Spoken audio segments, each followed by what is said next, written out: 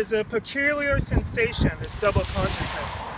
The sense of always looking at oneself through the eyes of others, of measuring one's soul by the tape of a world that looks on in amused contempt and pity. One ever feels his two-ness, an American, a Negro. Two souls, two thoughts, two unreconciled strivings, two warring ideals in one dark body whose dogged strength alone keeps it from being torn asunder. The history of the American Negro is the history of this strife, this longing to attain self-conscious manhood, to merge his double self into a better and truer self. In this merging, he wishes neither of the older selves to be lost. He would not Africanize America, for America has too much to teach the world and Africa. He would not bleach his Negro soul in a flood of white Americanism, for he knows that Negro blood has a message for the world. He simply wishes to make it possible for man to be both Negro and an American, without being cursed and spit upon by his fellows, without having the doors of opportunity closed roughly in his face. I was raised in the dirt. My father tended to me there so I wouldn't forget that from birth, we all come from the earth. And whether we're the ones who pick it or eat it, the fruit is not concerned. My father and I spent our lives doing completely different types of work, and yet we are both left yearning for something we already earned. Or at least I am. His back was broken after he fed you. I'm the only one left fighting.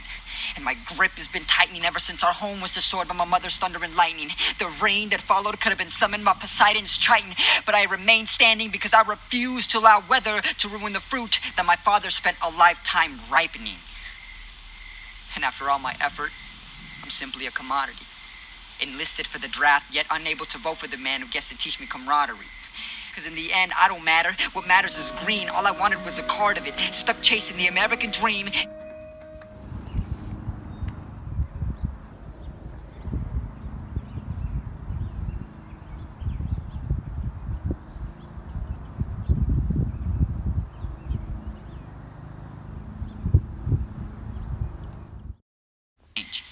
But give a Latino man a 6-digit salary and watch him forget his culture as his economic opinions change. To be honest, I'm sick and tired of it. Something is always missing. And why do I feel like I'm forced to rhyme in order for anyone to listen? I refuse to conform to the currents of this society. Those vessels and capillaries that fuel your precious Protestant work ethic do not supply me with life.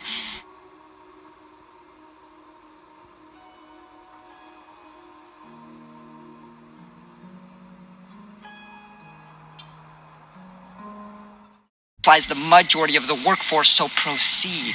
Continue injecting greed into your capitalistic skin, and then when you overdose on recession, maybe the rest can understand the idea of living on minimum wage.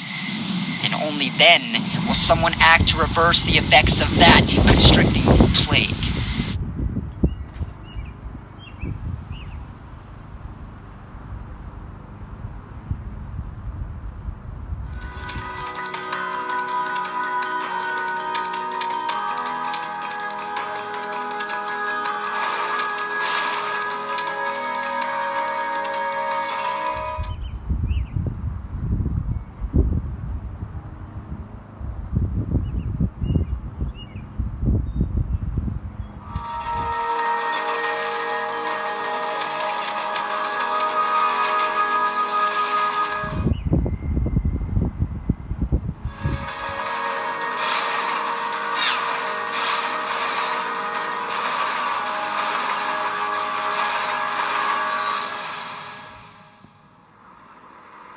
Murieron dos personas allá en los túneles.